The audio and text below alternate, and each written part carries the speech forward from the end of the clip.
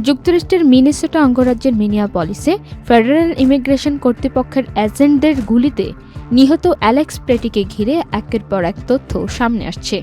এসব তথ্য স্পষ্ট হয়ে উঠেছে এমন একজন মানুষের জীবনচিত্র যিনি ছিলেন গভীরভাবে মানবিক, সহমর্মী এবং পরিবেশের প্রতি দায়বদ্ধ। পরিবারের সদস্যরা জানান, অ্যালেক্স প্রেটির কাছে বৈধভাবে কেনা একটি আগ্নেয়াস্ত্র ছিল। এই তথ্য তারা জানতেন, তবে কখনোই সে অস্ত্র নিজের সঙ্গে বহন করতে দেখেননি তারা। শনিবার স্থানীয় সময় সকালে মিনিয়াপলিসে আইসিইর গুলিতে একজন ব্যক্তি নিহত হন। পরে নিহতের পরিচয় নিশ্চিত করেন তার বাবা-মা। নিহত ব্যক্তি তাদের ৩৭ বছর বয়সী ছেলে Alex Pretti. Alex Pretti veterans অ্যাডমিনিস্ট্রেশনে ইন্টেন্সিভ কেয়ার নার্স হিসেবে কর্মরত ছিলেন। মানুষের জীবন বাঁচানোই ছিল তার পেশা ও নৈতিক দায়।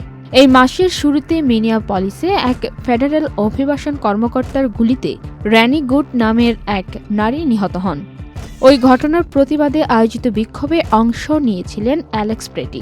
সংবাদ সংস্থা এপিকে দেওয়া সাক্ষাৎকারে অ্যালেক্সের বাবা মাইকেল প্রেটি বলেন, সে মানুষের প্রতি গভীরভাবে সহমর্মী ছিলেন। মিনিয়াপলিস সহ পুরো যুক্তরাষ্ট্র জুড়ে আইসিইর কর্মকাণ্ডে যা ঘটছে তা নিয়ে অন্য লাখো মানুষের মতো সেও ভীষণ উদ্বিগ্ন ছিল।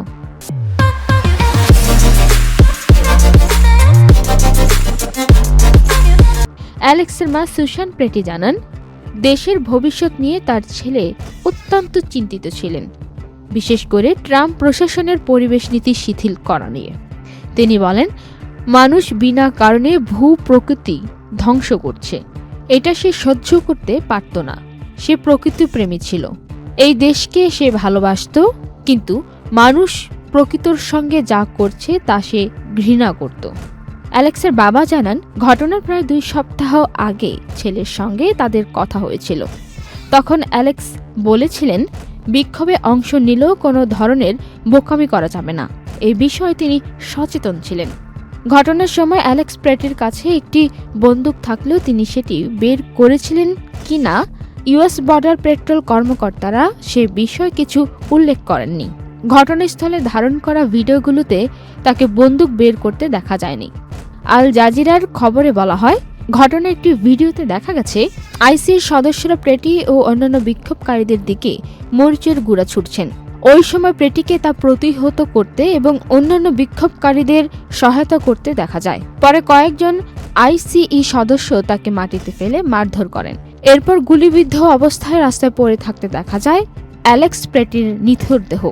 24 জানুয়ারি শনিবার এক সংবাদ সম্মেলনে মিনিয়াপলিস পুলিশ প্রধান ব্রায়ান ও'হারা জানান, অ্যালেক্স প্রেটির শরীরে একাধিক গুলির চিহ্ন ছিল। হাসপাতালে চিকিৎসাধীন অবস্থায় তার মৃত্যু হয়।